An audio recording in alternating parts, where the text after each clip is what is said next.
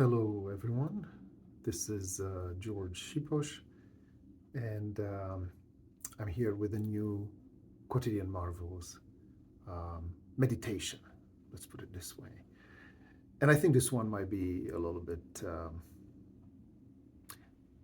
funnier, let's say, than others. Although it is based in a rather difficult sort of reality. Um, so this is inspired again, and it's taken from the book that I'm translating from Romanian. I too lived under communism, right? Edited my University of Bucharest professor Ioana Pârvulescu, and it just made me laugh out loud. It's a tiny little text, right? Remember, these texts are just written by regular people, no literary intentions, no heavy editing or anything. They're just snippets of daily life in communist Romania, where I grew up. And I think that some of them are just hilarious because you remember the way, the gravity of the conditions that you were in. So this is the one that I wanted to share with you today, and it's entitled very simply "In Pencil." And it's a short, brief statement or memory signed by, again, with initial, just it's all anonymous, signed with the initials MG. This is what it says.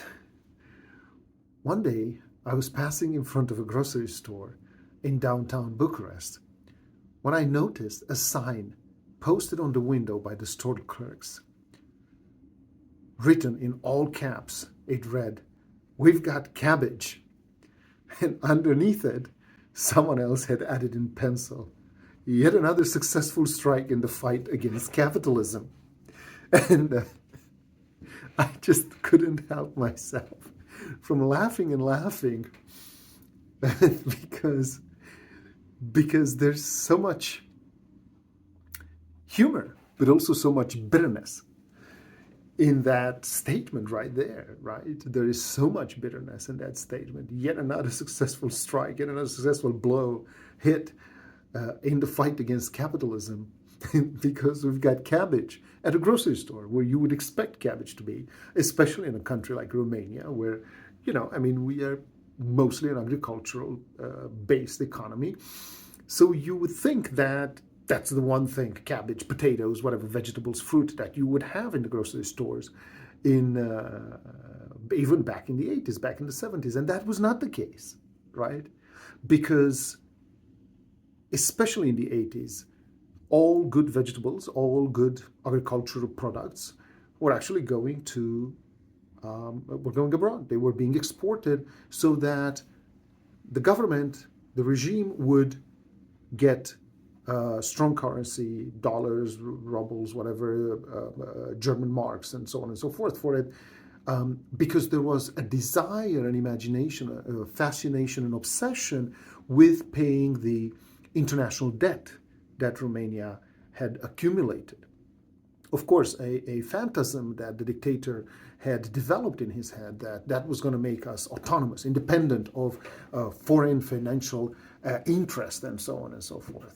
So guess what? Because of that, because everything was being exported for small prices and so on, there were no vegetables in the grocery stores. There was no fruit in the grocery. And when you found it, even potatoes or other basic vegetables, they were not really good. I mean, they were usually the bad ones. They were the ones that I remember even now. The phrase was refuzate la export, refused for export.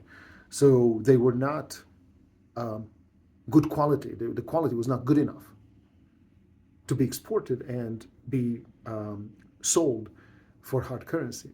So it had become a big deal that a grocery store in Romania would have cabbage, would have potatoes.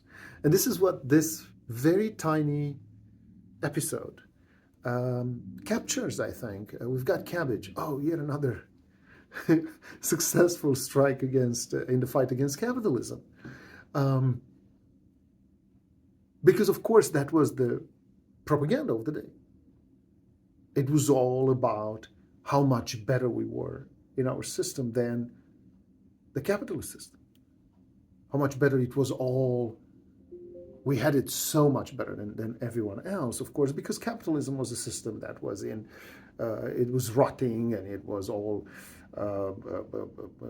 corrupt and so on and so forth. So then we, of course, in the society that we lived, it was hard to come by Cabbage. And of course, this was a joke, but it was a very dangerous joke to make. Because if anybody, I mean, if the person who wrote that in pencil would have been seen, or they would have faced prison. Perhaps even worse, perhaps a labor camp or something like that, because that was undermining the social order. Right? It was against the official propaganda of the state. So that was not, you couldn't take that lightly. Signs, especially in writing, they were dangerous.